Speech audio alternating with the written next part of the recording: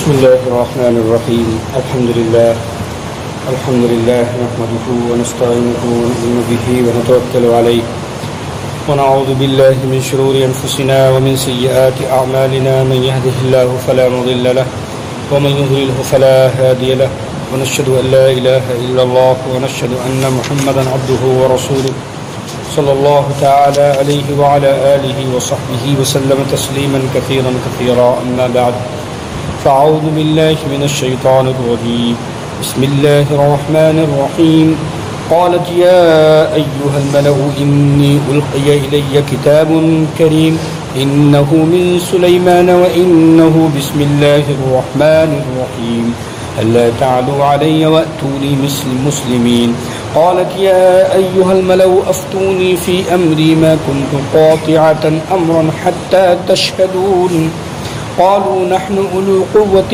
وأولو بأس شديد والأمر إليك فانظري ماذا تأمرين قالت إن الملوك إذا دخلوا قرية أفسدوها وجعلوا أعزة أهلها أذلة وكذلك يفعلون وإني مرسلة إليهم بهدية فناظرة بما يرجع المرسلون فلما جاء سليمان قال أتمدونني بمال فما آتاني الله خير مما آتاكم بل أنتم بهديتكم تفرحون ارجع إليهم فلنأتينهم بجنود لا قبل لهم بها ولنخرجنهم منها أذلة وهم صاغرون صدق اللہ العظیم۔ میرے محترم بزرگوں، دوستو، دینی بھائیوں، معزز خواتین اسلام، ماں بہنوں، قرآن کریم کی جو آیات کریمہ ابھی آپ حضرات کے سامنے پڑھی گئی ہیں، ان آیات کا تعلق سورہ النمل سے ہے۔ سیدنا سلیمان علیہ السلام کا ذکر مبارک چل رہا ہے، اور یہ بات آپ حضرات کے سامنے اس سے پہلے آئی تھی کہ سیدنا سلیمان علیہ السلام کو اللہ رب الجلال نے نبوت بھی عطا فرمائی تھی اور اس کے ساتھ ساتھ بادشاہت بھی عطا فرمائی تھی، اور ایسی بادشاہت عطا فرمائی کہ قیامت تک کے آنے والے انسانوں میں اس طرح کسی کو اللہ بادشاہت نہ عطا کرے گا۔ جتنی بھی دنیا میں بادشاہ آئیں گے، سلیمان علیہ السلام کی جیسی بادشاہت نہیں کر سکتے۔ چڑیوں پر بادشاہت ہو، جناتوں پر بادشاہت ہو، اور بہت سی مخلوقات پر جن کی بادشاہت اور جن کا راز چل رہا ہو، یہ تو اللہ کا خصوصی انعام اور نعمت تھی سلیمان علیہ السلام کے ساتھ کہ نبوت کے ساتھ بادشاہت عطا فرمائی۔ اس سے پہلے یہ بھی بات آئی تھی کہ جو سلیمان علیہ السلام کی سلطنت تھی، اس سلطنت کا کیا حال تھا۔ اللہ نے کیسی بڑی بڑی چیزیں ان کے قبضے میں کر دی تھی، اختیار میں کر دی تھی۔ جنات جیسی شرکش قوم، اور جنات میں اچھے بھی ہیں برے بھی ہیں، لیکن جنات ایسی قوم ہے جو بہت ہی انسانوں سے الگ تھلگ، اور بہت سی قوتیں اللہ نے انسانوں سے زیادہ جناتوں کو عطا فرمائی۔ وہ قوم سلیمان علیہ السلام کے قبضے میں، بادشاہت میں، اور اسی طرح چڑیا چھوٹی سے لے کر بڑی، پرندے چرندے چھوٹے سے لے کر بڑے، ہر ایک کی بولی سلیمان علیہ السلام سن رہے ہیں، سمجھ رہے ہیں۔ یہ بادشاہت تو یہ تو اللہ کا انعام ہے، یہ خصوصی بادشاہت تھی۔ ان کو ذہی سے معلوم ہو گیا، اسی سے معلوم ہو گیا کہ اللہ رب الجلال جس کو عطا کرے، جس کو دے، اسے کوئی لے نہیں سکتا، اور اللہ رب الجلال جس سے لے لے اسے کوئی دے نہیں سکتا۔ یہ نظام اللہ کا ہے۔ یہ دنیا کے چھوٹے چھوٹے بادشاہ آج جو اپنی اپنی ملکوں کو سمیٹے بیٹھے ہیں، یہ سمجھتے ہیں کہ ہم اس کے مالک ہیں، جو چاہیں بندوں کے ساتھ، ایشور اللہ کے بندوں کے ساتھ جو چاہے معاملہ کریں، اپنے پیروں کے تلے روندیں، ان پر ظلم کریں، ان پر ستم کریں، ان کو اپنا غلام سمجھیں، ان کو نوکر سمجھیں، ان کا مال لے لیں، ان کو کسی طرح جینے نہ دیں، ان کو نہ جیے نہ مریں۔ اس طرح کی حکومت کرنے والے، سوچ رکھنے والے کیا ہیں؟ وہ دنیا کے جابر و ظالم ہیں۔ وہ بادشاہ نہیں ہیں، وہ ظالم ہیں، بادشاہ تو اللہ کی ذات ہے، اور اللہ جس کو بادشاہ بنائے وہی بادشاہ ہے۔ سلیمان علیہ السلام کو جیسی حکومت عطا فرما دی، قیامت تک کہ اللہ ایسی حکومتیں نہیں عطا فرمائیں۔ حضرت ابراہیم ابن ادہم ایک بزرگ ہیں، وہ تو نبی تھے، میں ان بزرگ کی بات بتا رہا ہوں جو ابھی زمانے میں رسول پاک علیہ الصلوۃ والسلام میرے آقا درود شریف پڑھنے اللہم صلی علی سیدنا و نبینا محمد وعلی آلہ وصحبہ اجمعین، حضور پاک علیہ الصلوۃ والسلام کے امتی ہیں ابراہیم ابن ادہم رحمۃ اللہ علیہ، بہت مشہور بزرگ ہیں، بادشاہ تھے اپنے وقت کے، لیکن جب اللہ کی محبت آئی اور اللہ رب العالمین کا عشق پیدا ہوا اور اللہ کا قرب حاصل ہوا تو بادشاہت چھوڑ دی اور وزیروں کے سارا مال و متاع وزیروں کے حوالے کر کے جنگل کی طرف نکل گئے اور اللہ اللہ کی صدائیں لگاتے تھے، اور یہی ان کا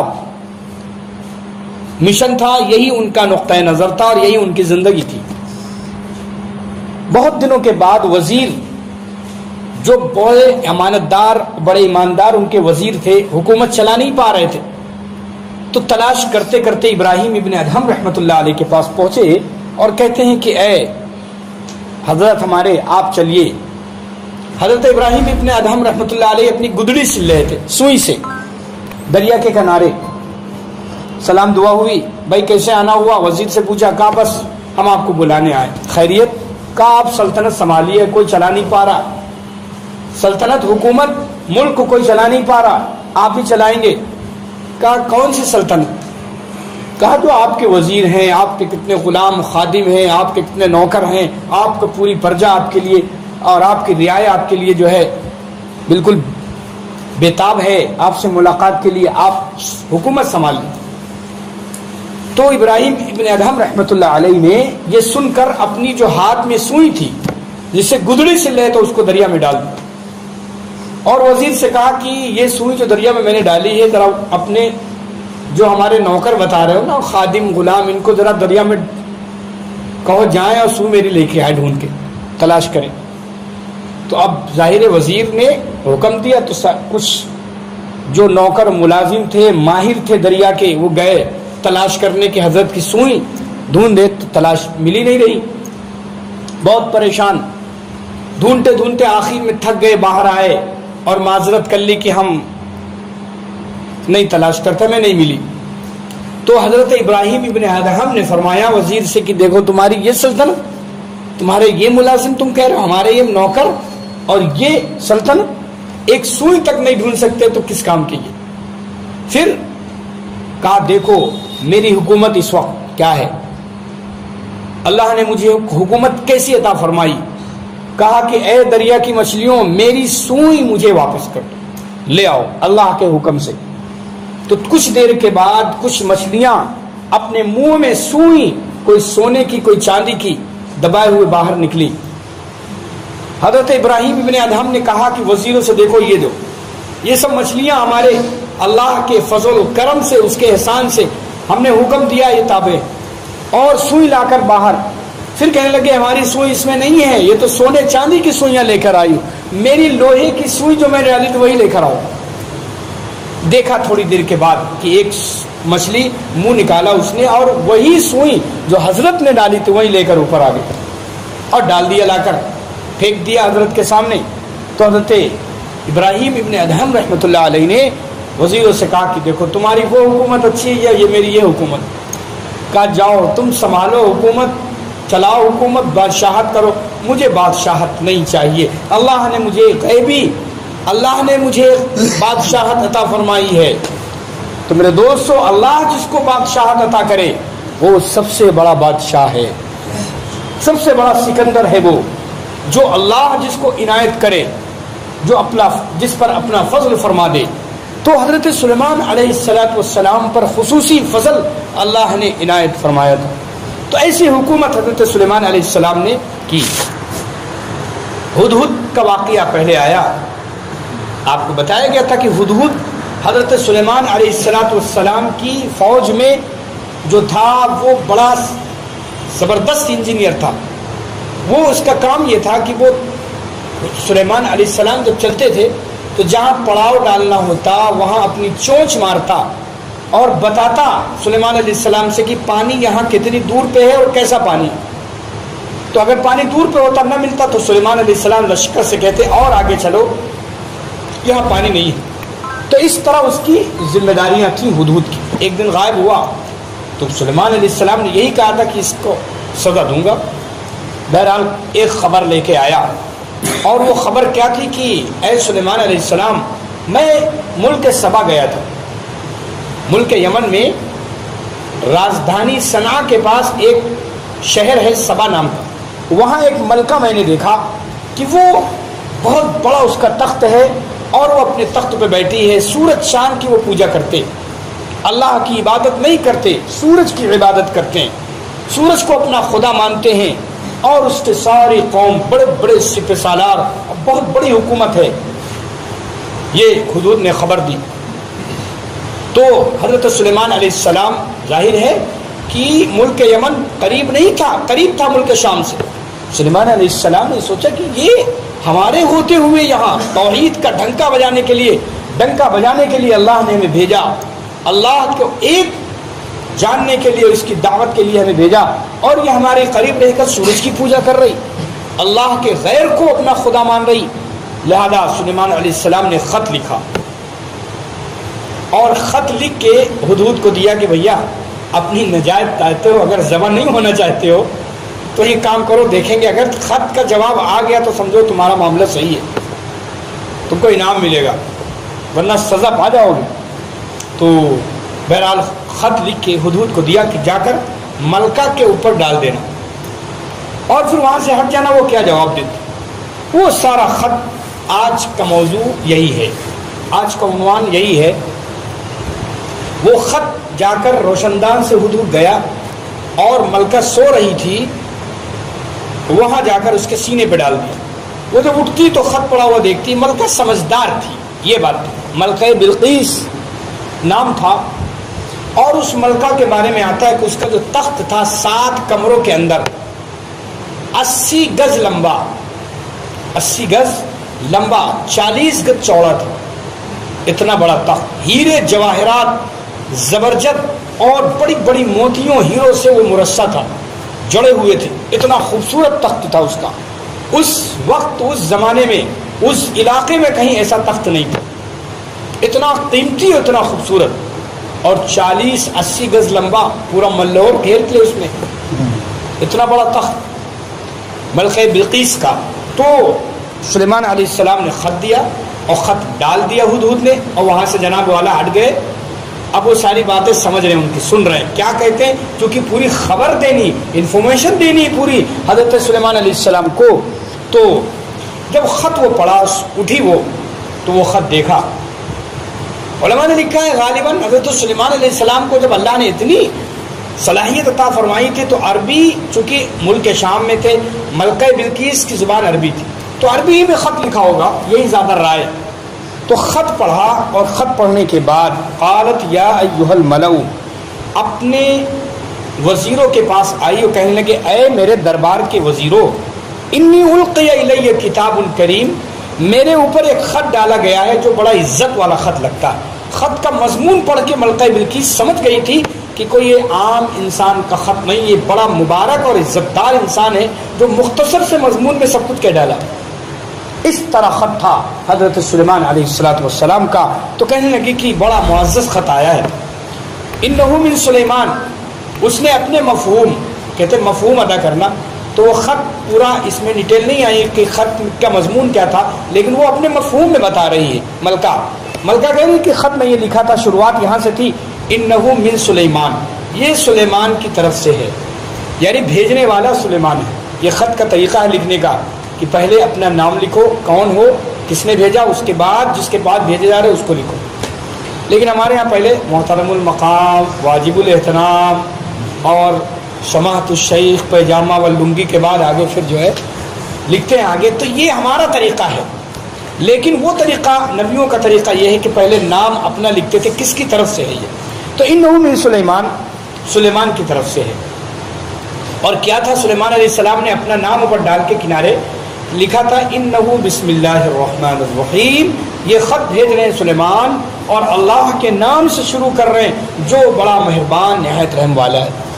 خط کا طریقہ یہ ہے اللہ کے ذکر سے اس کے نام سے حضرت سلیمان علیہ السلام خط کی شروعات کر رہے ہیں. لہذا یہ طریقہ لکھا ہے کہ یہاں سے اصول ملا, ایک ضابطہ اور قاعدہ ملا کہ ہمارا خط بھی اللہ کے ذکر اور نام کے ساتھ ہونا چاہیے. بسم اللہ ہم لوگ لکھتے ہیں بسم اللہ الرحمن الرحیم اور اس کے بعد سے خط لکھتے ہیں, ہمارا طریقہ بھی یہ ہے. لیکن ایک بات میں بس ضرور کہوں گا اپنے تمام بھائیوں سے, دوستوں سے, ماؤں بہنوں سے کہ ایجوکیشن اور زمانے کی ترقی نے اور ایجوکیشن تو بہت اچھی چیز ہے, لیکن زمانے کی ترقی کا جو دھارا چل رہا ہے اور کہتے ہیں لیٹسٹ زمانہ, ہر چیز آدمی لیٹسٹ چاہتا ہے. تو آج کل خط کون لکھتا ہے؟ اب تو موبائل کا میسج آتا ہے, ٹھیک ہے بسم اللہ سے میسج شروع کیا کرے, لیکن اس میں اگر کاٹ دیں تو کوئی حرج نہیں, لیکن اللہ کے نام سے لکھے. ایک بات. دوسری بات یہ ہے کہ ہمارے جو شادی کارڈ بن رہے ہیں, زیادہ تر شادی کارڈ اب لیٹسٹ کا مطلب ہم نہ اردو لکھیں گے نہ عربی لکھیں گے, صرف انگلش. ڈیجیٹل انڈیا ہے نا, تو ڈیجیٹل انڈیا میں اپنی زبان بھی بھول جاؤ, سب کچھ بھول جاؤ, صرف انگلش میں لکھو. واہ بھائی, اتنے آپ ایمرجنسی ہو گئے کہ اپنی زبان جو اردو زبان ہے جس کو آپ انگلش میں بھی لکھیں لیکن اردو ساتھ میں لگائیں. پہلے اردو ہی میں سارے شادی کارڈ بنتے تھے, لیکن اب میں دیکھ رہا ہوں اس وقت جو حالات ہمارے بن رہے ہیں, ہم دھارے میں بہے جا رہے ہیں. انگلش بھلے بولنا نہ آتا ہو, سمجھ نہ پائے کیا لکھا ہے, اور وہ بھی انگلش میں ایسی لیپی لکھتے ہیں, ایسی زبان لکھتے ہیں, ایسا رسم الخط ہوتا ہے کہ بیچارہ جس کے یہاں دیہات میں وہ خط گیا کارڈ, اب وہ 10 لوگوں کے یہاں گیا, بھیا اس کو پڑھ دو کیا لکھا ہے, اس کو پڑھ دو. ایسا بھی کوئی شادی کارڈ اللہ نہ کرے کسی کا وہ 10 لوگوں سے پڑھوائے, تب بھی تمہارے یہاں بیچارہ پہنچ ہی نہ پایا, اس کو تاریخی ایڈریس بھی نہ معلوم ہوا کہ کون میرج ہال میں کر رہے ہیں, آپ نے انگلش میں اس کو ڈال دیا. ارے میرے بھائی, میرے دوستوں, میری ماں بہنوں, آپ انگلش لکھو, ایڈریس سب کچھ لکھو, لیکن ایک سائڈ پہ اردو لو. اردو آپ کی قومی زبان ہے, آپ کی اپنی زبان ہے. اردو کا تعلق عربی سے بھی ہے, فارسی سے بھی ہے, اس لیے اردو زبان کو مت چھوڑو اپنی. آج کل ہمارا ہندی میڈیم بچہ پڑھنے والا انگلش میڈیم اردو جانتا ہی نہیں, اور قرآن و حدیث عربی سے ہمارے زمانے میں, ہمارے اس ملک میں, اور جہاں جہاں یہ ممالک اردو کے ہیں وہاں اردو میں منتقل, سارا دین اردو میں آ گیا. اگر آپ اردو سے اسی طرح محروم کریں گے خود بھی اور اپنے اولاد و نسلوں کو, تو یاد رکھ لیجئے کہ دین کی بقا کیسے ہوگی, دین کیسے باقی رہے گا. اتنی زیادہ الرجی آپ کو اردو سے ہو گئی, اتنی زیادہ نفرت نہیں. میرے دوستوں, میری ماں بہنوں, آپ کام اردو سیکھو, سکھاؤ بچوں کو. آپ بھلے آپ کو مولوی صاحب کو لگانا پڑے الگ سے, آپ انگلش میڈیم پڑھاؤ, ایجوکیشن دو اچھی سے اچھی, لیکن زبان کے اوپر کوئی سمجھوتا مت کرو, زبان پہ سمجھوتا نہیں. اگر آپ نے خود بھی آپ نے نہیں سیکھا اور نہ نسلوں کو سکھایا تو کیا ہوگا؟ انگلش میں ادائیگی وہ ہو پائے گی قرآن کی وہ صحیح. اردو آپ کی قومی زبان ہے, اردو اچھی زبان ہے, میٹھی ہے, شیریں ہے, بہت صلاحیتیں اردو میں ہیں. ہر انسان تسلیم کرتا ہے اردو کو. اور میں نہیں کہنا چاہتا وہ لفظ, وہ میں نہیں کہنا چاہتا, کیونکہ یہ درس کا موقع ہے. ہمارے موبائل پہ اور سنیما ہالوں اور تمام چیزوں میں جگہ وہ سب کچھ ہوتا ہے, اردو ہی کا زیادہ زور زارہ وہاں بھی ہے. جہاں دیکھو اردو کا زور زارہ. اردو کیوں؟ اس کے اندر اللہ نے مٹھاس رکھی ہے, شیریں پن رکھا ہے, اس کے اندر کشش رکھی ہے.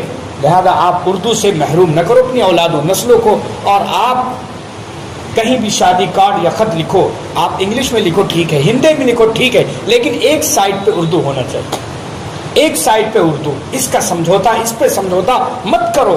یہ بگاڑ رہی ہے ہمارے معاشرے کو.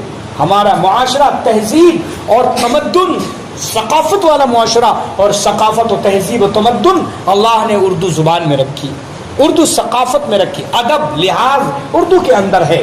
آپ سے لکھنؤ کی تہذیب تو مشہور ہے, آپ سے بات کرتے ہیں, ابے تبے سے بات نہیں کرتے، تو سے بات نہیں کرتے، آپ سے بات کرتے. یہ ادب ہے. اس لیے میرے دوستو میں پھر کہوں گا اپنی ماؤں بہنوں سے کہ شادی بیاہوں میں اس کا خاص خیال رکھیں. صرف انگلش نہ دیں، اردو ساتھ میں لگائیں، اور اس میں انسلٹ نہیں، عزت سمجھے اپنی. وہ لوگ ہیں انسلٹ ہوگی، بڑے بڑے ادھیکاریوں کے پاس یہ جائے گا کارڈ، ارے تو بھائی انگلش تو لکھا ہے، اردو نہ پڑھیں گے، انگلش پڑھ لیں گے وہ. لیکن آپ کا جو وہ طبقہ ہے جو اردو جانتا ہے، جو صلاحیت رکھتا ہے اردو، اس کے پاس جائے گا، بآسانی اس کو سمجھ لے گا، تکلیف نہیں ہوگی اس کو. اللہ ہمیں سمجھنے کی توفیق دے دے. بہرحال سلیمان علیہ السلام نے خط لکھا عربی میں، اور وہ گیا، اور یہ مضمون تھا. اور مضمون آگے کیا تھا؟ وہ پڑھ کے سنا رہی ہے اپنے وزیروں کو، اللہ تعالی، اور کہنے لگی سلیمان علیہ السلام نے بسم اللہ کے بعد یہ لکھا ہے اللہ تعالی، کہ دیکھو زور نہ کرو، اپنی ایٹھن مت دکھاؤ. سلیمان علیہ السلام نے اس طرح لکھا، اللہ تعالی زیادہ اکڑ مت دکھاؤ، علیہ میرے خلاف، میرے اوپر زور نہ دکھاؤ میرے مقابلے میں، واتونی مسلمین، اور میرے پاس فرما بردار ہو کر چلے آؤ، اسی میں تمہاری بھلائی اور خیر ہے. سلیمان علیہ السلام نے، مضمون اور لمبا ہو سکتا ہو لیکن یہ اپنا مفہوم ادا کر رہی ہیں ملکہ بلقیس، اور کہہ رہے ہیں کہ یہ کہا واتونی مسلمین، میرے سامنے فرما بردار ہو کر چلے آؤ، سیدھے سادے، ورنہ خیریت نہیں. پھر کہنے لگی قالت یا ایھا الملؤ، کہنے لگی کہ اے میرے وزیروں، دربار والو، افتونی، مجھے مشورہ دو، فی امری، میرے معاملے میں کیا کروں.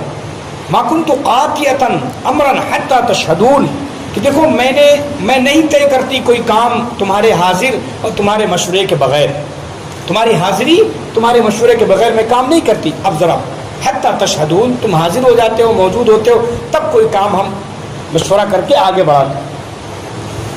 پھر کہنے لگے اچھا، جب یہ مشورہ طلب کیا اس سے ملکہ بلقیس نے، تو وزیروں نے کیا کہا؟ وزیروں نے کہا ان کے، قالوا نحن اولو قوت، اے ملکہ آپ جانتی ہیں کہ ہم قوت والے ہیں، ہم قوت والے ہیں، وَأُولُو بَأْسٍ، اور بڑی سخت لڑائی والے ہیں، سخت سے سخت لڑائی ہم کر سکتے ہیں، لڑ سکتے ہیں، ہمیں ٹریننگ ہے اس کی، ہمیں صلاحیت ہے، مہارت ہے.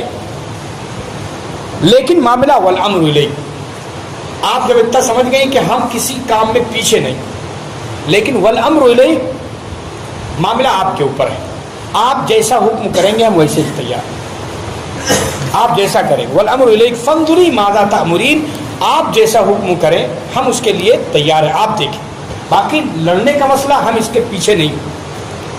اس کے بعد سمجھدار تھی ملکہ بلقیس، اور اللہ جب سمجھ دیتا ہے، دیکھو یاد رکھو میرے دوستو، یاد رکھو ماں بہنوں، یاد رکھو قرآن کریم نے عورت کی صفت کے اندر یہ بات رکھی ہے کہ اتنی طاقت کے باوجود ملکہ خود بڑے پیسے والی، طاقت والی، اور اس کے وزیر بڑے طاقت والے خود کہہ رہے ہیں، لیکن ملکہ کا رجحان نہیں کہ ہم لڑائی کریں. ہماری ماں بہنوں کو بہت اچھا سبق ہے کہ ملکہ بلقیس کو اتھارٹی اور قوت ہوتے ہوئے بھی صبر کر لے گئی اور نہیں لڑی.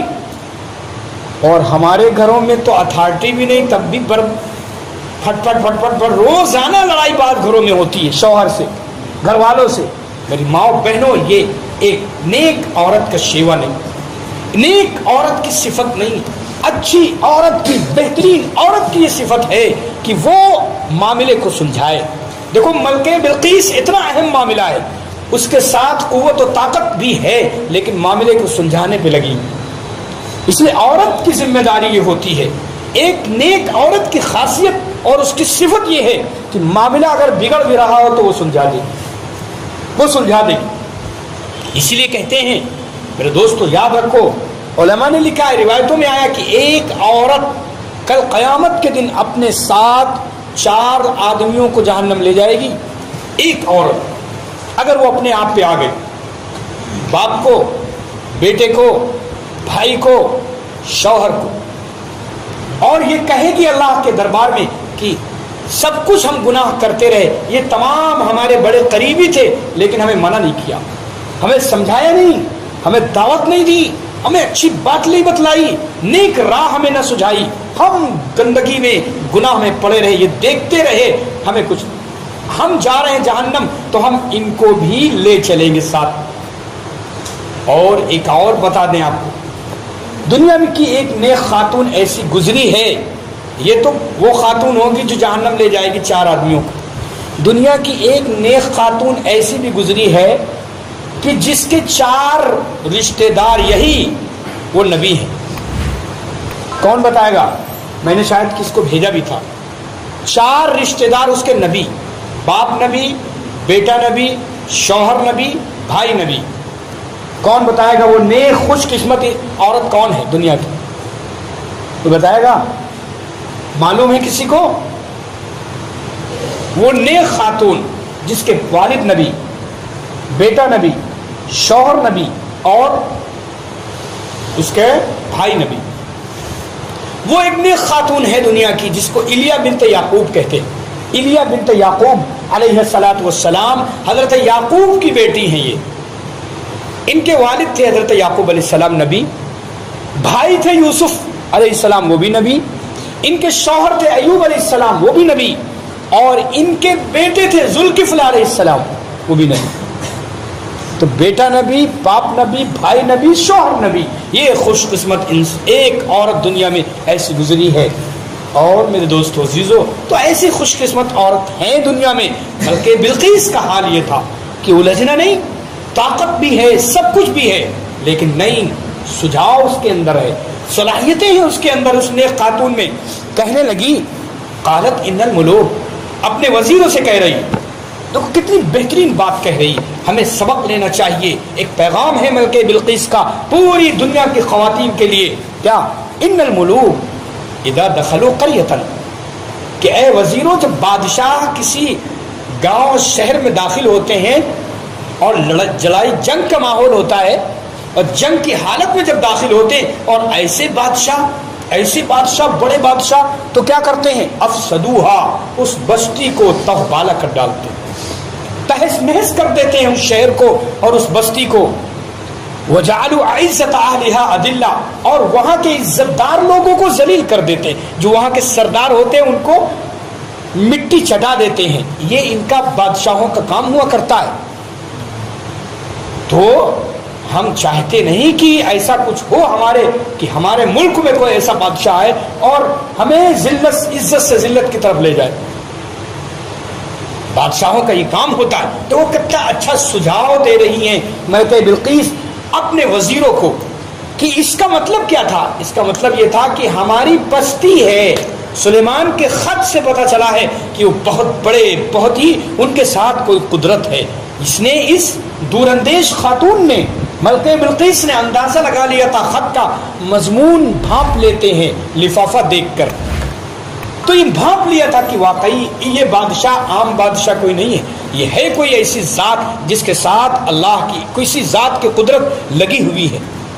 لیکن چونکہ سورج کی پوجا کرتی تھی، ایک اللہ کو نہیں جانتی تھی، ایک اللہ کو نہیں مانتی تھی، اس لیے ابھی اللہ کو پہچان نہیں پا رہی تھی، تو کہنے لگی وَكَذَلِكَ يَفْعَلُونَ، اور ایسا ہی کچھ کریں گے یہ لوگ، آئیں گے۔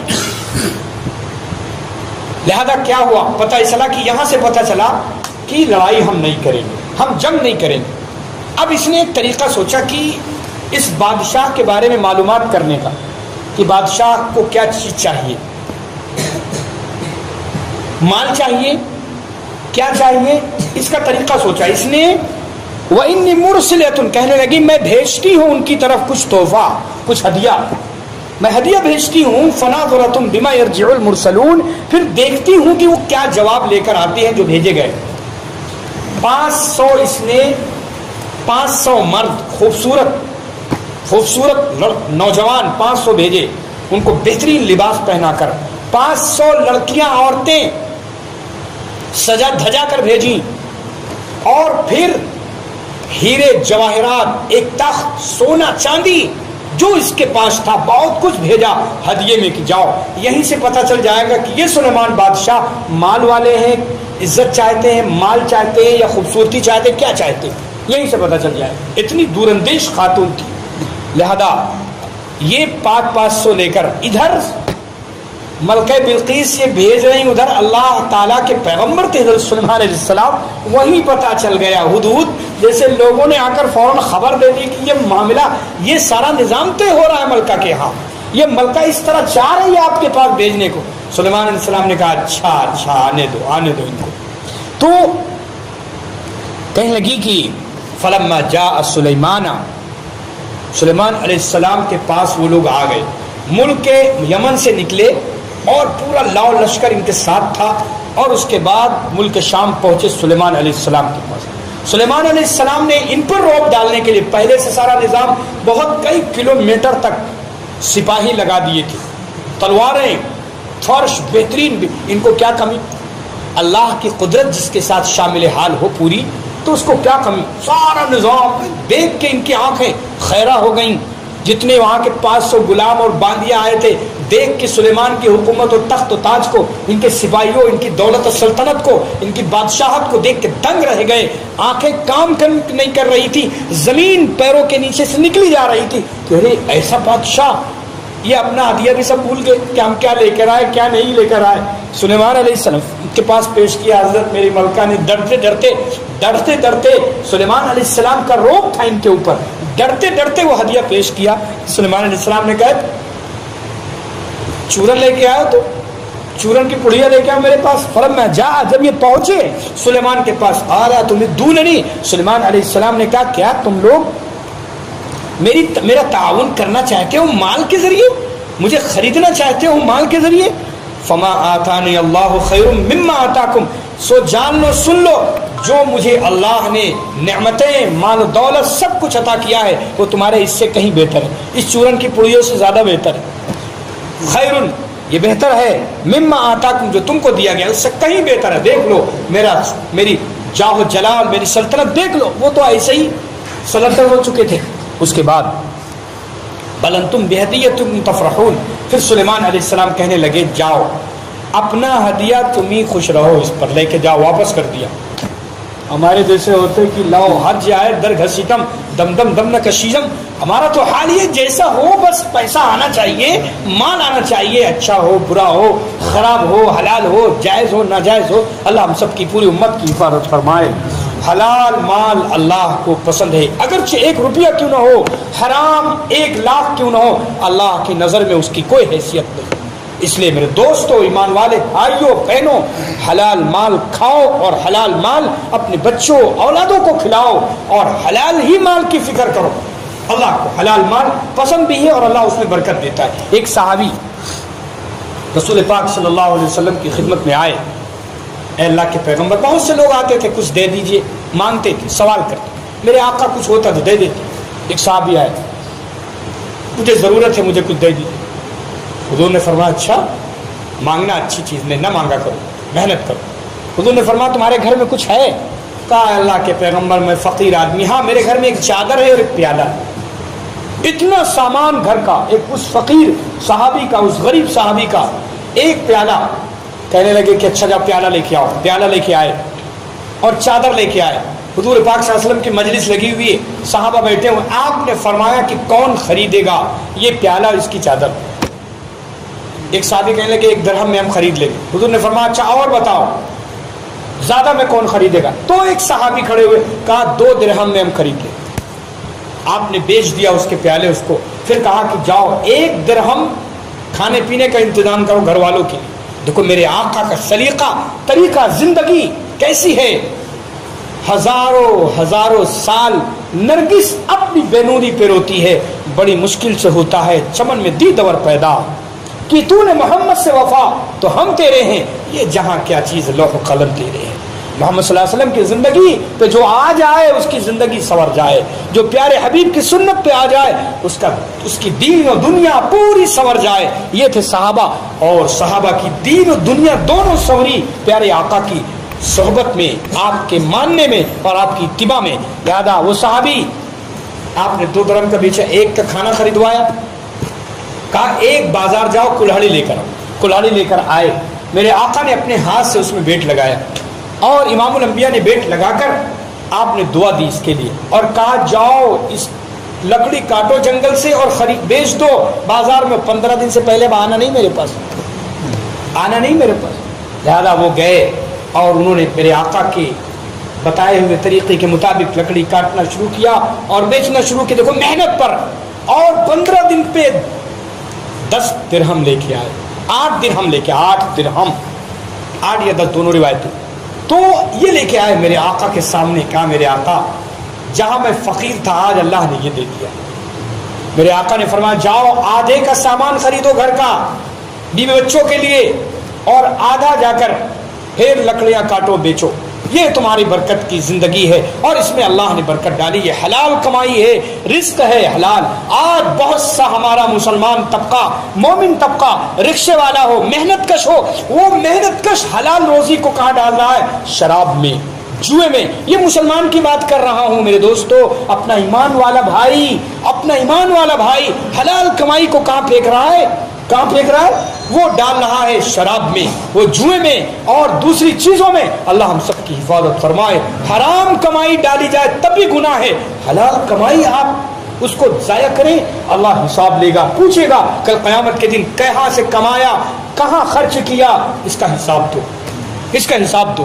میرے دوستو حلال کمائی میں اللہ نے برکت رکھی ہے, لہذا اس کو ضائع مت کرو. بہت سے لوگ اس حلال کمائی کو کہاں پھینکتے ہیں؟ سنیما ہال چلے جاتے ہیں اور کہیں الٹی سیدھے کاموں میں چلے گئے.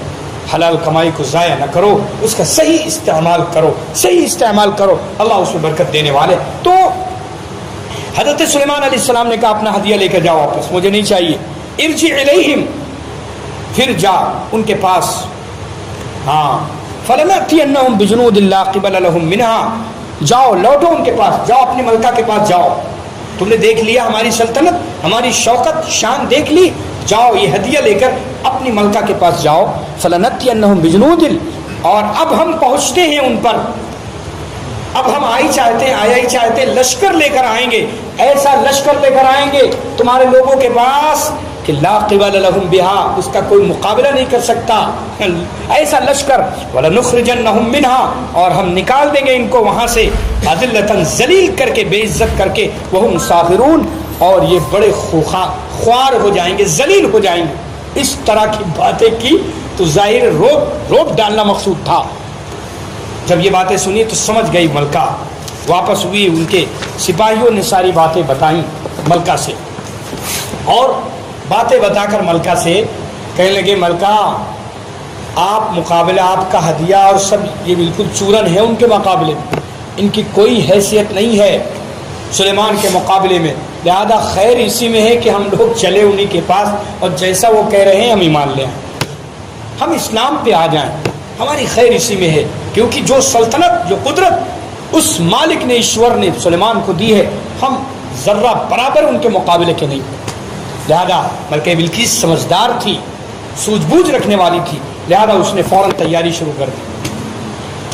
کر دی کہ چلو سلیمان کے پاس چلنا ہے. اور ایمان کی غرض سے, ایمان بھی آخر میں لے آئی.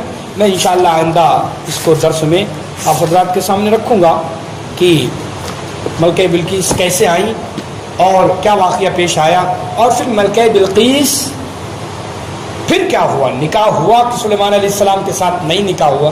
اس سلسلے میں آئندہ درس میں انشاءاللہ آپ حضرات کے سامنے یہ بات رکھوں گا. ایک آخری گزارش یہ ہے کہ ہماری voter I D, voter list میں ہمارا نام آ جائے, ضروری ہے. یہ ایک مہم چل رہی ہے ہماری جمعیت علماء ہند کی, اور تمام علماء اس کی فکر میں ہیں. دیکھو یاد رکھو میرے دوستو عزیزو, اب جو اس وقت ووٹر لسٹ آئے گی الیکشن والی, بہت سے نام کٹے ہوئے, مسلمانوں کے نام غائب ہیں. تو ہم چاہتے ہیں کہ ایسا نہ ہو, ہم بے فکری میں نہ رہیں. اپنے ہم جا کر پولنگ بوتھوں پر اپنے بی ایل او سے مل کر کے 18 سال کے اوپر عمر بچیاں اگر نام نہیں ہے تو ان کا نیا فارم بھر کے نام داخل کروائیں. یہ ہماری ذمہ داری, ملی قومی ذمہ داری ہے, اس کو اہمیت دے. اور ایسا نہ ہو کہ وقت آئے تو کہیں گے ہمارا نام ہی نہیں. سارا پورا گھر, 2 آدمی گھر کے, 10 آدمی گھر کے, 2 آدمی ہیں, 8 کٹے ہوئے, کتنے لاکھ ہندوستان سے, اس اپنے علاقے سے کٹے ہوئے نام. لہذا ہماری ذمہ داری بنتی ہے کہ ہم ووٹر لسٹ میں اپنا نام داخل کریں اور ووٹر کارڈ حاصل کریں. ایک بات. دوسری بات یہ ہے کہ ہمارے کچھ دوست احباب محنت کر رہے ہیں, اور الحمدللہ چونکہ آپ درس میں آتے ہیں, ماشاءاللہ محنت ہو رہی ہے, ہمارے بہت سے احباب بیٹھے ہوئے، نوجوان بیٹھے ہوئے، اللہ اور زیادہ مزید لوگوں کو اس کی توفیق عطا فرمائے، محنت ہوتی رہے اور آپ کو اس کا ثواب اور اجر ملے گا۔ ماں بہنیں بھی محنت کرتی رہیں، اس کا اجر اور ثواب، کیونکہ قرآن کریم کا درس ہے یہ۔ قرآن کی صاف ستھری باتیں اور سچی باتیں آپ کو قرآن کے حوالے سے بتائی جاتی ہیں، صاف ستھری اور تحقیقی اور سچی باتیں، لہذا ان باتوں میں، قرآن کے درس میں، قرآن میں اللہ نے نور رکھا، روشنی رکھی ہے، لہذا آپ کو روشنی گویا کی مل رہی ہے، طاقت مل رہی ہے، روحانی طاقت آپ۔ تو یہ مجلس ضرور اٹینڈ کریں، ضرور شریک ہوں۔ اور دوسرے یہ ہے کہ ہمارے بھائی محنت انہوں نے کی ہے اور کر رہے ہیں کہ ہمارا جو یہ درس ریکارڈ ہوتا ہے وہ درس یوٹیوب پہ آپ کو الحسنی کے نام سے چینل ہے، الحسنی چینل ہے، وہ ہمارے بھارت کے جو فلیگ ہے ترنگا، اس پہ آپ کو الحسنی ملے گا۔ اس چینل پہ یہ کچھ یوٹیوب پہ ڈالے جا رہے ہیں درس ہمارے، اس پہ عنوان بھی، موضوع بھی دے دیا جاتا ہے کس موضوع پر یہ درس ہے، یہ کس موضوع پر یہ بیان ہے اس ناچیز کا، وہ الحمدللہ الحسنی چینل پہ وہ آ رہے ہیں۔ اگر چاہیں ماں بہنیں آپ الگ بھی سننا تو وہ درس یا وہ مضمون آپ سن سکتے ہیں، اس پہ لکھا ہوتا ہے کون کس بارے میں یہ مضمون ہے، کس بارے میں یہ بیان ہے، یہ درس ہے، اس پہ بھی آپ لوگ اس کو آگے بڑھائیں، لوگوں کو بتائیں کہ اللہ تعالیٰ۔ میں کل ایک نوجوان سے ملاقات ہوئی بارہ بنکی میں، کہنے لگا مولانا مجھے پہچانا، ہم نے کہا نہیں، میں نے کہا آپ کے درس میں ہم حاضر ہوتے ہیں زید پور میں، میں نے کہا بہت اچھی بات ہے۔ تو کہنے لگے کہ ہم 6 مہینے پہلے ہم بہت بگڑے ہوئے تھے، ساری برائیاں ہم کرتے تھے، لیکن میرے ایک ساتھی نے رہنمائی کی، مولانا طارق جمیل صاحب، اللہ ان کو عمر میں برکت عطا فرمائے۔ اللہ جو کام لے رہا ہے اس وقت، اللہ ہمارے بڑوں، ہمارے علماء کی، ہمارے علماء کی حفاظت فرمائے، ان کی مدد و نصرت فرمائے۔ کہنے لگے ان کا بیان سن کے آج ہمارا یہ حال ہے کہ ہم سے نماز قضا نہیں ہوتی۔ اللہ نے ہدایت دے دی، تو کسی کو سامنے ہدایت مل جائے، کس کو کسی کے بیان سننے سے ہدایت مل جائے، یہ کہا نہیں جا سکتا۔ تو یہ نیت رکھیں کہ اللہ اس بیان جو جا رہے ہیں، چاہے مولانا طارق صاحب کا ہو یا یہ درس یہاں کا ہو، تو سنیں، بھیجیں آگے، اس نیت سے کہ اللہ پتہ نہیں کس کو کس ذریعے سے ہدایت دے۔ ہدایت عام ہونی چاہیے، ذریعہ کوئی نہیں، اللہ ہدایت دے، دعوت کے ذریعے، اس کے ذریعے جو بھی محنتیں ہو رہی ہیں اللہ اس کو قبول فرمائے، اس کے لیے دعا فرمائے، دعا فرمائے۔ الحمدللہ رب العالمین، یا اکبر الاولین، یا اکبر الاخرین، یا ذا القوۃ المتین، یا ارحم الراحمین، اللهم صل وسلم علی سیدنا و نبینا محمد وعلی آلہ وصحبہ اجمعین۔ اے اللہ ہمارے گناہوں کو معاف کر، اے اللہ ہماری خطاؤں کو معاف کر، اے اللہ ہماری لغزشوں کو معاف کر، میرے مالک، میرے آقا، جو کہا سنا گیا عمل کی توفیق دے دو۔ اے اللہ ہم تو اس لائق نہ تھے، ہم تو اس لائق نہیں ہیں کہ تیرے کلام اللہ کی کما حق و تشریح کر سکیں، توضیح کر سکیں۔ اے اللہ یہ تو نے کرم فرمایا ہے، تیرا احسان ہے یہ کہ اے اللہ تو نے کسی لائق خدمت کے لیے قبول فرما لیا۔ اے اللہ جہاں تک آپ نے اس کے لیے قبول فرمایا، آگے اور مزید ہمیں ترقی عنایت فرما، ہم سب کو دین و دنیا کی، آخرت کی بھلائی عطا فرما۔ اے اللہ ہم کو بھی، آنے والوں کو بھی، سننے والوں کو بھی، سب کو ہدایت سے مالا مال کر۔ اے اللہ ہم سب ہدایت کے محتاج ہیں۔ اے اللہ ہمارے علماء جو محنت کر رہے ہیں ان کی مدد نصرت فرما۔ اے اللہ دعوت کے ذریعے، گشتوں کے ذریعے، تعلیم کے ذریعے، مدارس و مکاتب کے ذریعے، علماء جمعیت کے ذریعے جو بھی کام محنتیں ہو رہی ہمارے مدارس مکاتب کے ذریعے، اے اللہ سب کو قبول فرما لے، اے اللہ سب کو قبول فرما لے، خیر کے فیصلے فرما، پورے عالم اسلام کی حفاظت فرما، ہمارے اس ملک میں امن و شان کے قائم فرما۔ اے اللہ ہمارے اس ملک میں ہمارے مال و جان کی عزت و آبرو کی، مساجد کی، مراکز کی، مدارس کی، دینی خانقاہوں کی، علماء قرآن حدیث کی حفاظت فرما۔